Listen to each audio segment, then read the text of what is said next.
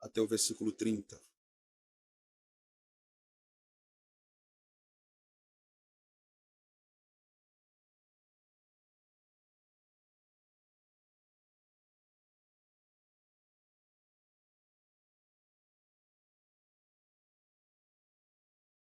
Então Jesus e os seus discípulos partiram para as aldeias de Cesareia de Filipe.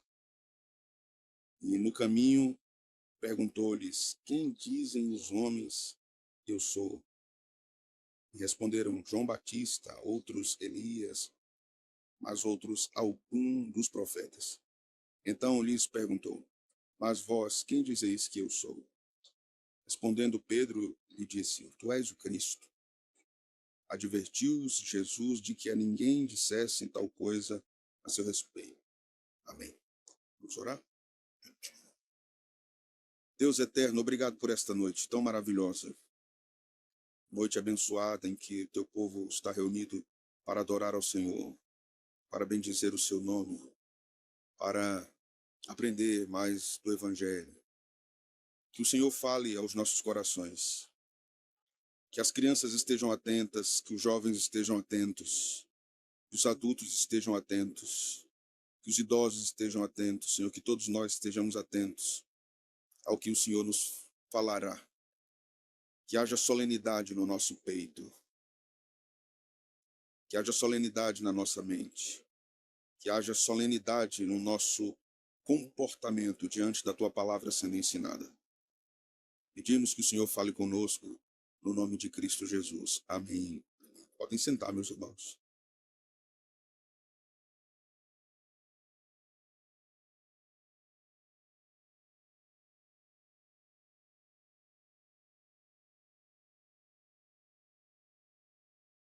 Meus irmãos, estava com saudade de pregar para vocês. Vivemos em uma geração cheia de opiniões, saturada de opiniões. Todo mundo opina. Como já diz o ditado popular, todo mundo é técnico de futebol e cientista político no Brasil. Não é? Nosso mundo é cheio de opiniões. As redes sociais saturam ainda mais o nosso mundo de opiniões diversas. Afinal, temos liberdade de expressão, temos liberdade de opinião. Nunca se falou tanto e nunca se opinou tanto publicamente como no nosso tempo. E, paradoxalmente, nunca houve tanta confusão sobre o que realmente importa. Muito se é dito, mas pouco se é falado sobre o que realmente importa. As pessoas discutem sobre cultura, elas discutem sobre política, elas discutem sobre arte, elas discutem sobre identidade social, identidade psicológica, elas discutem sobre o propósito da vida, elas discutem sobre espiritualidade, mas há uma pergunta que permanece acima de todas, uma pergunta que não pode ser evitada, uma pergunta que não pode ser relativizada e uma pergunta que não pode ser terceirizada. Não é uma pergunta acadêmica, não é apenas uma questão teológica, em termos de entendermos teologicamente a teologia judaico-cristã. Na verdade, é uma questão espiritual, é uma questão eterna, envolve nossas almas, envolve o destino eterno de nossas almas, envolve o nosso futuro. Em Marcos 8, Jesus conduz seus discípulos intencionalmente a um lugar muito específico. A Bíblia diz no verso 27, e saiu Jesus com seus discípulos para as aldeias de Cesareia de Filipe. Esse detalhe geográfico é muito importante e vai além do detalhe geográfico. É um detalhe teológico muito importante. Cesareia de Filipe era um centro de idolatria. Ali haviam cultos a deuses diversos, práticas pagãs antigas, veneração do imperador romano, homens que eram tratados como deuses. Era um ambiente onde múltiplas verdades ou pluralidade coexistiam, onde o relativismo religioso existia, onde diferentes vozes reivindicavam a autoridade sobre o divino, sobre o que é ser divino. Em outras palavras, meus irmãos, era um lugar onde o mundo oferecia muitas respostas erradas à pergunta: quem é Deus? Aquele era um grande centro idólatra que questionava, que afirmava muitas coisas acerca de Deus, diferente do que Deus afirmava sobre si mesmo. E Jesus vai com os discípulos em direção ao caos, percebe? Lembre-se da Galiléia, agora Cesareia de Filipe. Lembre-se de Decápolis. Jesus gostava de entrar na confusão. Jesus gostava do BO. Ele gostava de ir para o lugar onde tudo estava confuso, onde tudo estava desorganizado. Jesus gosta de entrar no nosso caos humano para ordená-lo, para organizá-lo. E é exatamente ali, no meio da confusão religiosa, que Jesus faz a pergunta mais importante do Evangelho de Marcos. Porque o Evangelho de Marcos, todo ele vai girar em torno dessa pergunta. Cristo vai criar aqui um contraste muito interessante. Em um ambiente cheio de falsos deuses, ele exige uma verdadeira confissão de quem ele é. Além disso, meus irmãos, o texto diz que isso acontece no caminho, percebe? Verso de número 27, observe. Então Jesus e os seus discípulos partiram para as aldeias de Cesareia de Filipe e no caminho perguntou-lhes: quem dizem os homens que eu sou? Essa é uma pergunta que nem todos nós temos coragem de fazer. Você tem coragem de chegar aqui na frente e perguntar assim para a igreja: quero saber a opinião de todos vocês sobre mim. Tem coragem? Tem coragem? O que é que vocês acham de mim? Pode dizer, sinceramente, pode dizer, o que é que vocês acham de mim? Tem coragem de fazer isso? Dificilmente, né? Dificilmente, porque nós não somos preparados para ouvirmos críticas. Aí Jesus leva aqueles discípulos e naquele caminho, veja, observe, no caminho não era no templo, não era diante das multidões, não era um momento público de ensino formal onde ele estava pregando, era na caminhada, no discipulado cotidiano, na vida comum da missão, no processo de ensino aos discípulos, dia após dia. No caminho, Jesus faz a pergunta primeiro a eles. Jesus é extremamente didático. Primeiro, Jesus pergunta em termos gerais. Veja, Jesus vai do todo para o específico. Os homens, o que é que eles dizem ao meu respeito? Aqui o texto vai nos mostrar que há verdades que não são apenas ensinadas, verdades que devem ser confrontadas ao nosso coração. E é isso que Jesus estava fazendo. Jesus estava tratando com eles particularmente agora. Jesus começa com uma pergunta mais confortável agora para eles. Os homens, o que é que eles dizem a meu respeito? Essa não é uma pergunta tão constrangedora como a segunda. A segunda é muito constrangedora. E vocês, que dizem de mim? O que vocês dizem? Observe que, desde o começo das exposições de Marcos, eu venho frisando para os meus irmãos que a grande pergunta do Evangelho é: você sabe quem é Jesus? E aqui está a pergunta do próprio Cristo. É ele mesmo dizendo: você sabe quem eu sou? Vocês sabem quem eu sou? O mundo sabe quem eu sou? Irmãos, é sempre mais fácil falar sobre a opinião dos outros, não é? É mais confortável falar sobre a opinião dos outros. É seguro permanecer no campo das percepções coletivas. É mais seguro você invocar uma autoridade se você pergunta: bom, quem é Jesus? É mais fácil a gente dizer assim: bom, segundo o Catecismo Maior de Westminster, segundo Louis Berkhoff, segundo Gerhard van Groningen, segundo fulano Beltrano, segundo Hermann Bavinck, segundo vários teólogos, Jesus é este. É mais fácil nos apoiarmos em opiniões de outros para darmos a nossa opinião. Mas, então vem a pergunta mais direta de Jesus para os discípulos, inescapável. E vós, quem dizeis que eu sou? Entenda só o cenário. Ainda não há multidão. Ainda não há neutralidade. Jesus não quer neutralidade. Jesus quer objetividade. Não há anonimato. Jesus está com eles, olho no olho, cara a cara. Digam a mim agora quem eu sou. Eu e vocês. sem a grande multidão, sem os mais de 5.000 nas multiplicações dos pães. Eu e vocês apenas. Me digam quem eu sou. Irmãos, isso é muito constrangedor. Muito constrangedor. Imagine você, depois de ter tido uma aula ou várias aulas muito boas com o professor. E ele manda toda a turma ir embora e diz: você, Felipe, Maria, João, Rebeca, fique aqui na sala. Só eu e você. Me diga o que você aprendeu na aula de hoje. Exatamente o que eu disse. É muito constrangedor, irmão. Porque você é confrontado. Não tem escape, entende? Não tem saída. Não tem como dizer assim: ah, certo. Muito boa, professor. Olha, sensacional. Eu não me lembro de ter tido uma aula tão maravilhosa nesse assunto como foi a sua aula. Agora foi muito boa. Eu agradeço muito. O senhor é muito bom, muito preparado. É uma honra para mim ter um professor como o senhor. Eu posso ir porque está na minha hora já. Vai passar o meu ônibus? Ou o meu Uber chegou? O senhor pode me liberar? Não tem evasivas no momento aqui de Jesus com os discípulos. Digam quem eu sou. Aqui, irmãos, não importa a tradição dos discípulos. Não importa o conhecimento teológico do judaísmo. Não importa para Jesus se você tem uma cabeça reformada ou não. Aqui não importa. Precisamos entender que tudo pode existir ao lado de um coração que ainda não respondeu verdadeiramente essa pergunta. Pode-se ter muita teologia boa na cabeça, mas ela não está no coração.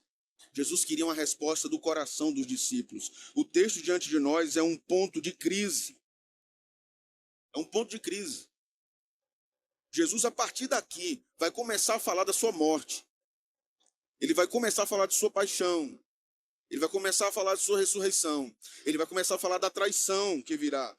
É o momento em que seguir Jesus deixa de ser apenas uma proximidade externa, caminhar ao lado dele, estar onde ele está pregando ou vai fazer um milagre. Aqui a questão é, a confissão passa a ser um grande comprometimento com ele.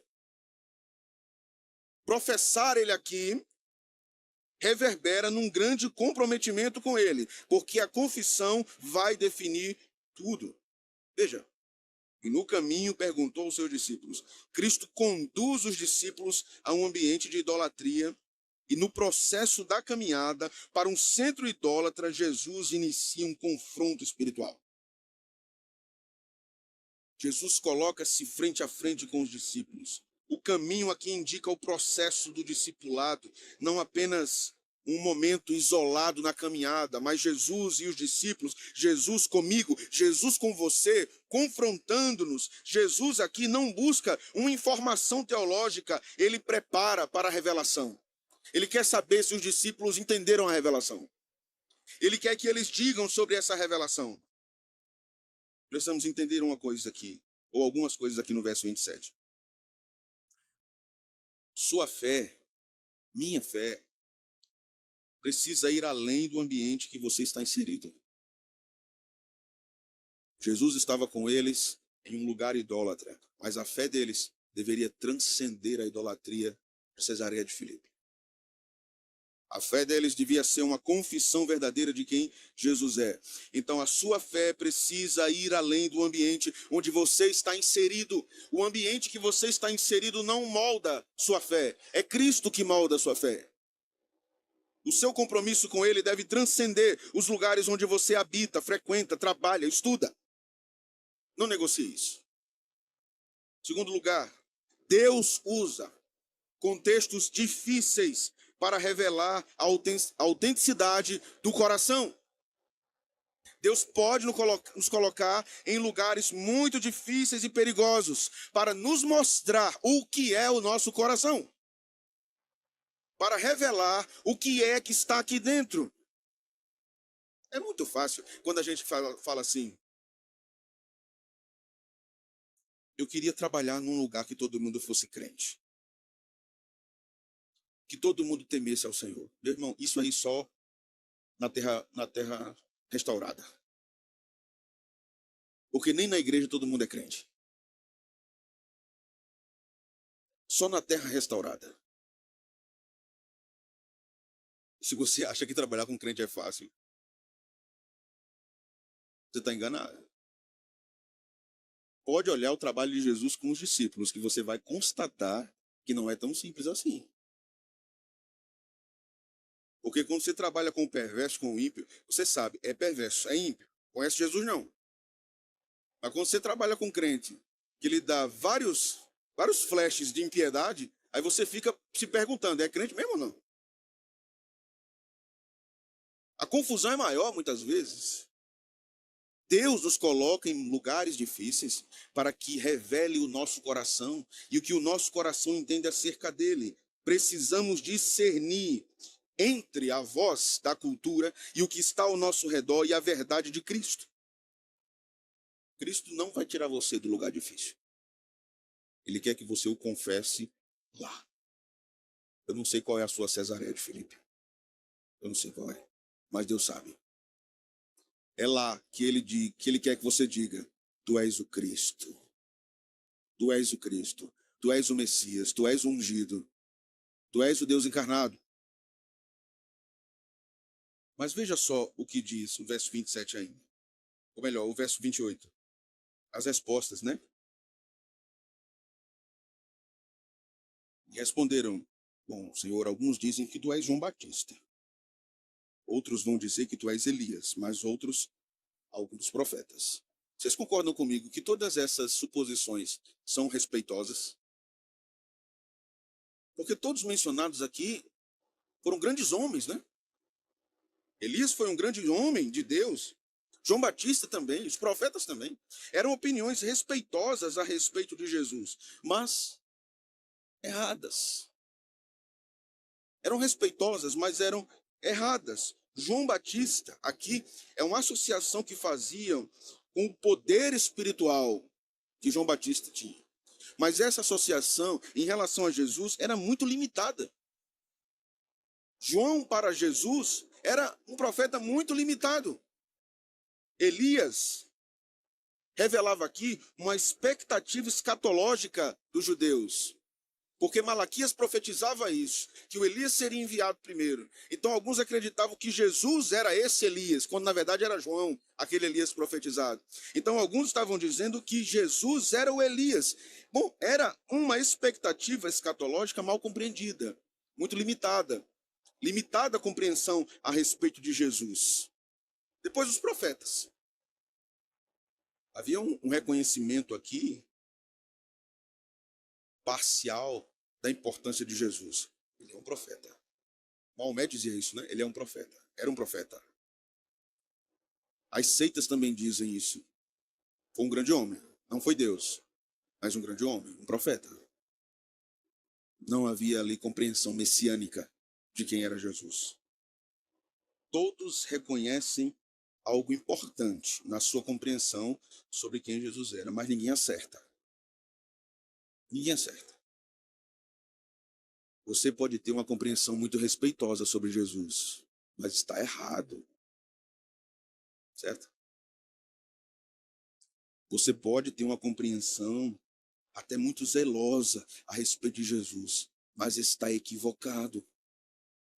Não saber de fato quem ele é. Você pode, em outro contexto, talvez com outra ideia, mas seguindo o mesmo padrão de pensamento, dizendo: eu acho que ele é um Elias, é um João Batista, é alguns profetas. Você talvez não tenha reconhecido quem de fato ele é. O texto está nos ensinando, irmãos. Não basta admirar Jesus. Não basta. Não basta somente dizer: vai ali um grande homem. Não basta. É necessário conhecê-lo corretamente. Corretamente. Um Cristo moldado pela ideia humana, pelo pensamento humano, pelas filosofias humanas, não é o Cristo das Escrituras. Não é o Cristo das Escrituras. Estar próximo da verdade, eu vou repetir, estar próximo da verdade não significa estar na verdade, certo? Você pode estar muito próximo da verdade, mas não estar na verdade. Já ouvi alguém dizer assim sobre outra pessoa: fulano é quase crente. Já viu? mas quase não é, entendeu? Quase não é. O quase está perto da verdade, mas não está na verdade.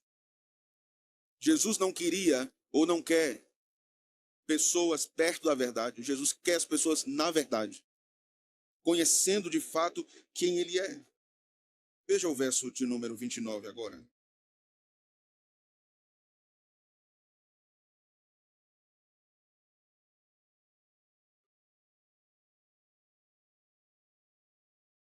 Então Jesus respondeu: Mas vós, quem dizeis que eu sou? Entenda aqui a fala mansa de Jesus. Imagine isso. Depois deles dizerem, João Batista, Elias, alguns dos profetas, eles dizem isso sobre o Senhor. E Jesus olha para os discípulos e caminha com eles. Talvez estivesse olhando para frente, olhando para eles. E Jesus pergunta mansamente: E vocês? O que vocês dizem acerca de mim? Aqui está o ponto. Aqui é o ponto central. Aqui enfatiza a responsabilidade pessoal. O vós aqui, vós, veja, versículo 29. Então lhes respondeu, então lhes perguntou, mas vós, o vós aqui enfatiza a responsabilidade de cada um deles. Vós, quem dizeis que eu sou? A pergunta exige um posicionamento individual de cada um. Qual é a compreensão de vocês ao meu respeito? Não há espaço aqui para nenhuma neutralidade. Não há espaço. Não há espaço. Jesus quer uma resposta direta. Cristo não aceita associações. Ele quer uma resposta direta. Irmãos, a fé salvadora, ela é um dom de Deus. Ela não pode ser herdada. A fé salvadora não é herdada. A fé salvadora é um dom de Deus. Você não pega a sua fé e dá ao seu filho. Não tem como fazer isso. É um dom de Deus. Então não adiantava apenas conhecer as profecias do Antigo Testamento acerca do Messias. Era necessário conhecê-lo pessoalmente. Aqui está o grande ponto da nova aliança. A grande diferença da antiga aliança. É necessário conhecê-lo pessoalmente. Mais uma vez aqui aprendemos no Evangelho o seguinte. Uma pausa aqui, um parêntese para explicar algo importante a vocês. Um autor, um teólogo conhecidíssimo, um especialista na teologia de Paulo, chamado Douglas Moo, ele diz uma coisa muito importante em um dos seus livros sobre Paulo. Ele diz, devemos ter consciência da importância de Paulo na formação da teologia cristã, nas suas 13 cartas. Mas devemos ter cuidado, porque a definição última do Evangelho não pode estar contida apenas em Paulo. Porque o cânon do Novo Testamento é maior do que Paulo. É necessário olhar para as outras epístolas universais, para Apocalipse, para Atos, para os Evangelhos, certo? Então, para termos o retrato de quem é Jesus, é necessário olharmos para toda a Escritura.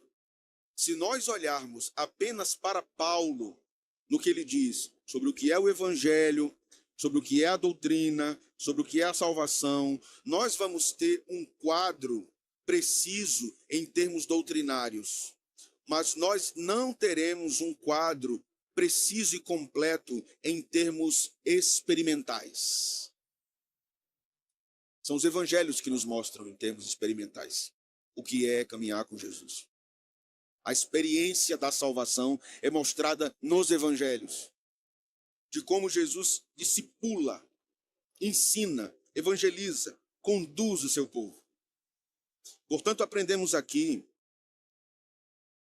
precisão doutrinária, que nós chamamos de ortodoxia, sem experiência real com Jesus, não sustenta a vida espiritual de ninguém. Vocês me entenderam, irmãos? Você pode ter a correta doutrina na sua mente. Se você não tem experiência real com Jesus, isso é uma tragédia, porque a sua vida espiritual não será sustentada. A doutrina é dada para experimentarmos a caminhada com Deus. A doutrina não é dada para que o povo de Deus seja um areópago de filósofos, discutindo sobre as possibilidades infralapsarianas ou supralapsarianas. A doutrina é dada para vivermos com Cristo. A sua confissão de fé, como a de Pedro aqui, precisa governar sua vida. Nós vamos ver que essa confissão de fé de Pedro, ela acaba caindo por terra no texto seguinte, porque falta-lhe ainda experiência com Cristo. Jesus, Marcos, registrando isso, está nos ensinando que a nossa confissão precisa governar a nossa vida, não apenas os nossos lábios. Não apenas os nossos lábios. Agora vamos ao verso 29, parte B. Respondeu Pedro e disse: Tu és o Cristo. Irmãos, que resposta digna de um aleluia. Não é? Digna de um aleluia. E aí Jesus vem e diz assim: não diga isso a ninguém. Que coisa, né? Veja o verso seguinte. Advertiu-os Jesus de que a ninguém dissessem tal coisa a seu respeito. Não digam isso a ninguém. Estava errada a resposta de Pedro? Não. Mas Jesus queria que ela viesse daqui e não apenas daqui.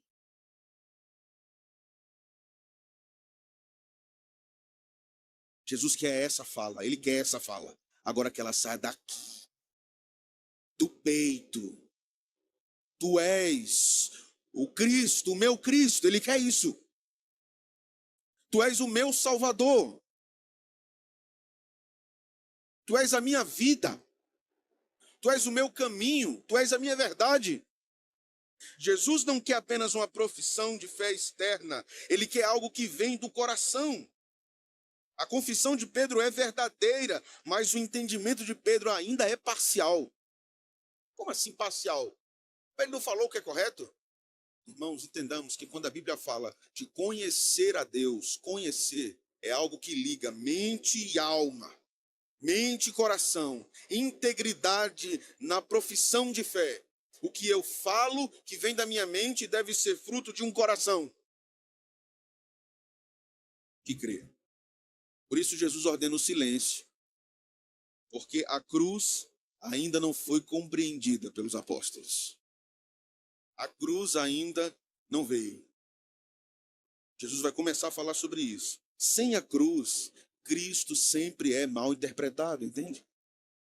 Sem a cruz, Cristo sempre é mal interpretado. Só para dar aqui um flash para vocês do que virá na semana que vem. Veja só. Veja o que o texto diz a partir do verso 31. Então começou ele a ensinar-lhes que era necessário que o Filho do Homem sofresse muitas coisas, fosse rejeitado pelos anciãos, pelos principais sacerdotes e pelos escribas, fosse morto e que depois de 3 dias ressuscitasse. Veja que desgraça. Jesus começa a ensinar a eles sobre isso, irmãos. Veja o verso 32. E isto ele expunha claramente, mas o mesmo confessor do texto passado. Mas Pedro faz o quê? Vamos ler juntos? O que é que Pedro faz? Chama-o à parte. E o que é que Pedro faz? Reprovou o Senhor. Aquele que ele disse, tu és o Cristo. Eu sei a resposta. Senhor, eu respondo. Tu és o Cristo. Jesus não olha para os discípulos e diz assim, salva de palmas para Pedro, vamos lá. Muito bem, Pedro. Grande Pedrão, acertou. Não. Porque Jesus sabia o que aconteceria na fala de Pedro. Jesus começa a ensinar sobre a morte.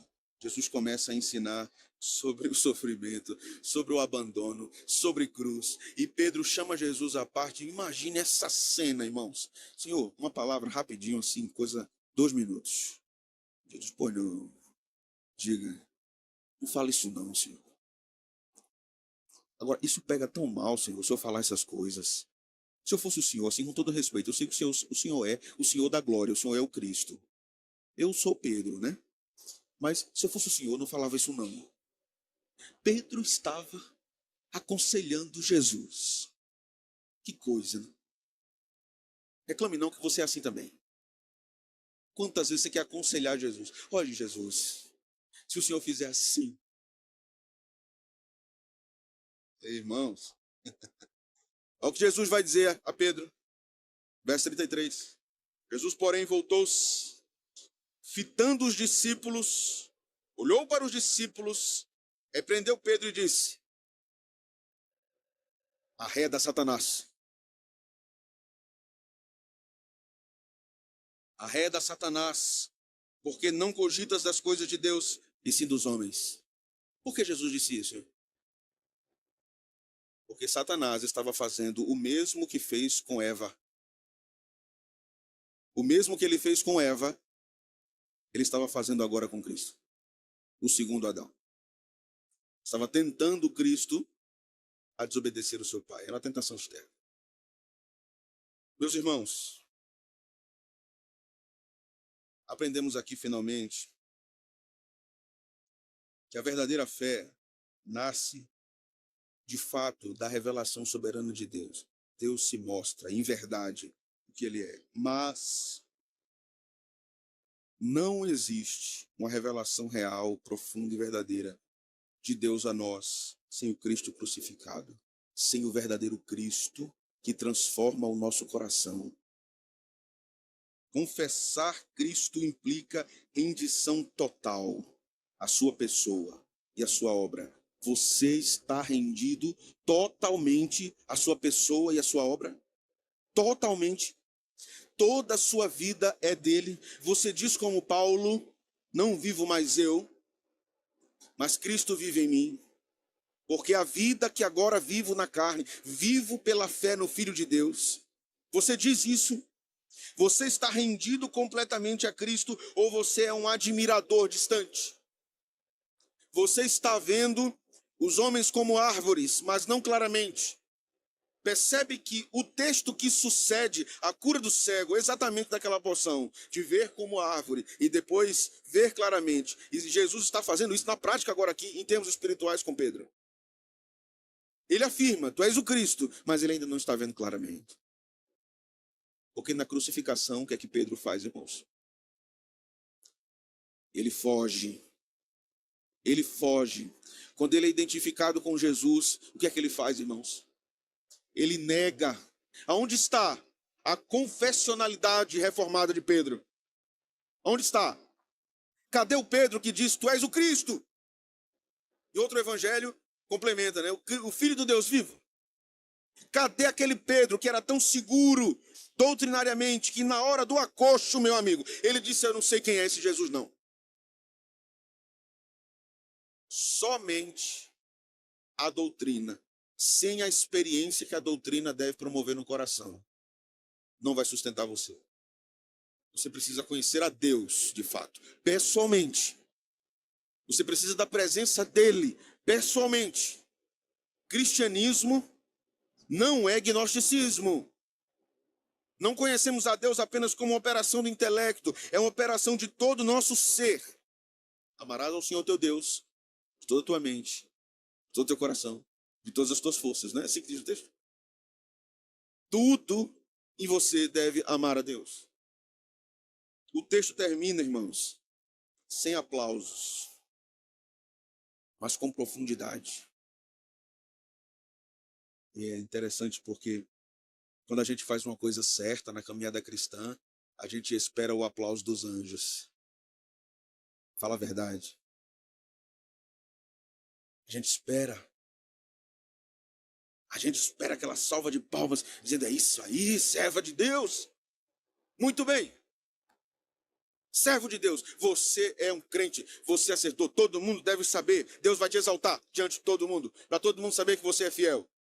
Não, o texto termina sem aplausos, mas com muita profundidade. Pedro disse a coisa certa, mas ainda não entendeu completamente o que disse. Você pode estar dizendo a coisa certa durante já muitos anos, mas sem entender completamente o que está dizendo. mas ele guiará você ao conhecimento real. E ele fará isso, guiando você à cruz. Entendo o que eu vou dizer agora e eu vou explicar isso mais na semana que vem. Porque a cruz não é apenas para ele. Em termos de consumação da salvação, a cruz é dele, mas a cruz é para você também. A morte não era apenas para ele, a morte é para você também. E você vai entender isso. E como isso opera no discipulado cristão. É necessário morrer. Por que Pedro disse, não, Senhor, o Senhor não pode dizer essas coisas? Por que Pedro reprovou? Porque ele sabia que ia sobrar para ele, irmãos. Ele sabia. Porque se a esperança de Israel é que o Messias derrotaria Roma, entende o contexto? A esperança é que o Messias derrotaria Roma. E o povo de Israel seria livre. E agora Jesus está dizendo que vai morrer. Vê que negócio. Aí Pedro disse, não, isso vai sobrar para mim. Olhou para Jesus, vai sobrar para a gente esse negócio, rapaz. Se ele vai morrer, a gente vai também. Vai dar errado. Se ele não proteger, é ele que acalmou a tempestade.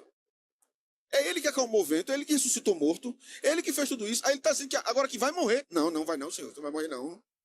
Vai morrer não, porque vai dar errado para a gente se eu morrer. Mas a mensagem de Jesus era realmente essa para ele. Vocês terão que morrer também.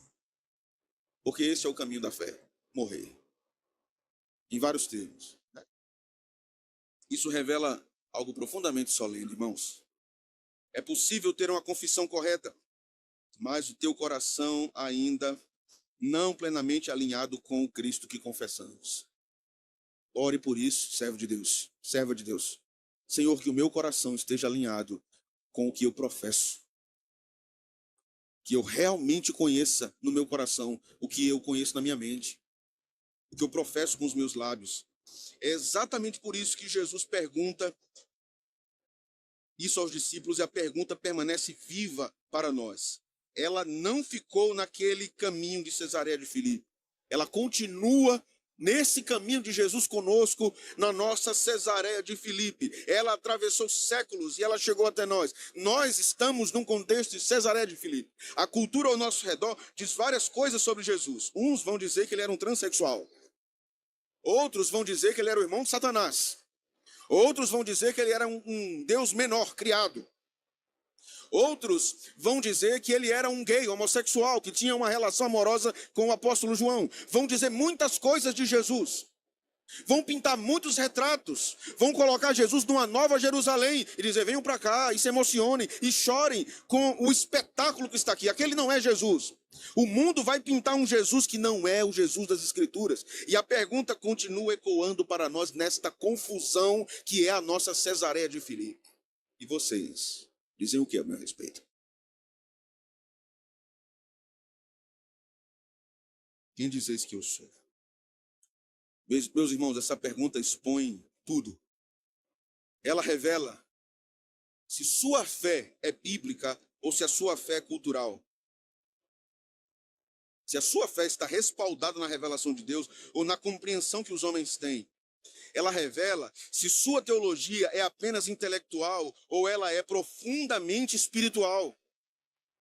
Ela revela se a sua confissão é apenas verbal ou é algo do coração, porque no fim não é apenas sobre o que você diz, é sobre o que Cristo é e sobre a que Cristo você se submete na sua caminhada cristã.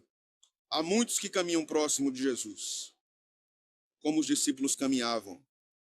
Estão na igreja, ouvem a palavra, participam da vida comunitária da igreja, mas ainda não chegaram ao ponto de uma confissão pessoal, consciente e transformadora. Há outros que sabem responder corretamente e dizem, ele é o Cristo. Conhecem a doutrina, defendem a fé, frequentam conferências teológicas, leem livros teológicos, articulam bem as ideias da teologia reformada, mas a vida ainda não foi totalmente rendida a Cristo. Não foi. Não foi. E há pessoas aqui assim. Há pessoas aqui assim, que precisam render a sua vida a Cristo, ao Cristo das Escrituras. Isso nos leva a um ponto alto, ao cume do texto, ao cume do ensino. Confessar Cristo não é apenas reconhecer a sua identidade, é se submeter ao seu senhorio. Ele não é apenas o Salvador, ele é Senhor absoluto. E ele só é Salvador de quem ele é Senhor absoluto. Ele é o Senhor absoluto de sua vida. Ele não veio para se adaptar à sua vida, mas ele veio para governar a sua vida. Jesus não tem que se acostumar com o seu estilo de vida. Você entende isso? Imagina só que tipo de cristianismo nós estamos vivendo. Senhor, é o seguinte, porque não dá para assim ler a Bíblia todo dia, porque eu preciso ter um estilo de vida, né, Senhor? Eu tenho uma forma de viver. Aí orar, ler a Bíblia todo dia, negócio de ir para o culto no domingo, é porque eu tenho uma forma de viver. Aí se o Senhor puder se acostumar com isso, vai ser bom para a gente caminhar junto. Não dá. Não é cristianismo. Ele não veio para se adaptar a você, ele veio para governá-lo. Ele veio para dizer: você é meu súdito, eu sou o seu rei. E você deve andar comigo, conforme a minha santa e boa vontade, porque essa é a melhor forma de viver. Ele não pode ser moldado pelas suas expectativas. Você é que deve ser transformado por ele. Você é que deve ser alcançado pela sua mensagem. Irmãos, Jesus não é um Cristo conveniente. Ele não é. Jesus não é nem um pouco conveniente. Já percebeu? As verdades de Jesus são muito incômodas. São muito incômodas. Jesus não promete sucesso. Jesus não promete uma vida abundante. Jesus não promete uma vida tranquila. Ele vira para os discípulos e diz assim: o que tem para vocês é a espada, divisão, né? Murro e bomba para vocês. É o que tem. É o que temos para hoje. Provação, sofrimento, tentação. Querem me seguir? Jesus não é conveniente. Por isso, Jesus não pode ser reduzido. Esse Jesus fofinho que estão pregando não é o leão da tribo de Judá. Não é o Cristo glorificado no Apocalipse. Não é o mesmo Senhor que foi crucificado de modo cruento e sangrento naquela cruz. Não é. Não é aquele Cristo que confrontou os fariseus, que disciplinou os discípulos, que ensinou a verdade em amor constantemente. Por isso, meus irmãos, Cristo que chama ao arrependimento, a negação de si mesmo e a obediência total é esse Cristo que governa a sua vida. É ele que lhe diz: arrependa-se, negue-se a si mesmo e me obedeça totalmente. Esta não é apenas uma mensagem para ser ouvida. O ponto mais importante desta pregação de hoje não é o que você ouviu, é como você vai responder a essa pregação. É a sua resposta. Jesus quer a sua resposta. Você diz o quê sobre mim? O que é que você diz? Não saia daqui apenas com o entendimento ampliado do texto. Entendi exegeticamente o que o pastor expôs. Entendi a divisão do texto. Entendi o movimento retórico que ele usou na exposição e como ele introduziu, e como ele desenvolveu e como ele aplicou. O ponto não é esse. Não saia daqui apenas com o entendimento ampliado. Saia daqui com uma posição. Uma posição diante de Cristo. Porque Cristo não está perguntando a multidão por você. Ele está perguntando a você quem ele é para você. E finalmente, eu quero terminar com uma pergunta. Para cada um de vocês. Para os menores até os mais idosos. Para as crianças até os mais amadurecidos.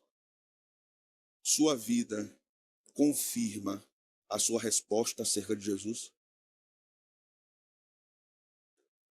O jeito que você vive sua fé está alinhado com o que você diz a respeito de Cristo? Quando você diz, ele é o Cristo, ele é o Salvador, ele é o Filho de Deus, a sua forma de viver proclama isso também? Que Deus tenha misericórdia de nós, irmãos. Misericórdia de nós. Vamos orar ao Senhor.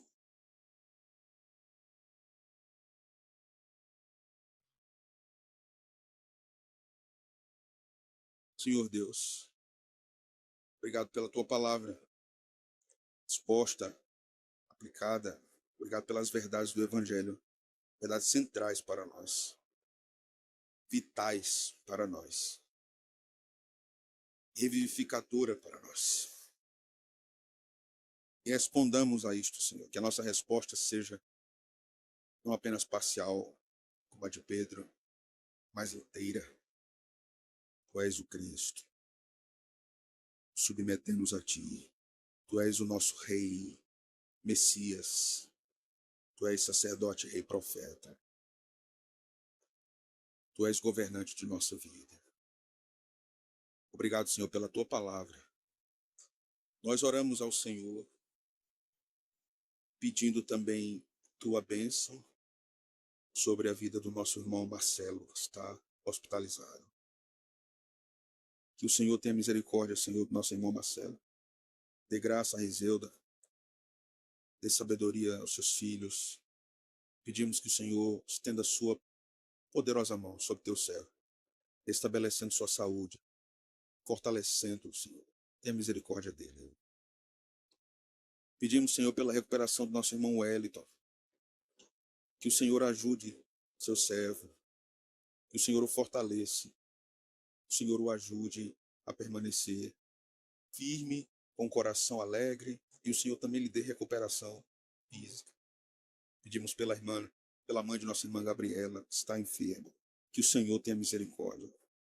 Que o Senhor restabeleça a sua saúde conforme a tua vontade.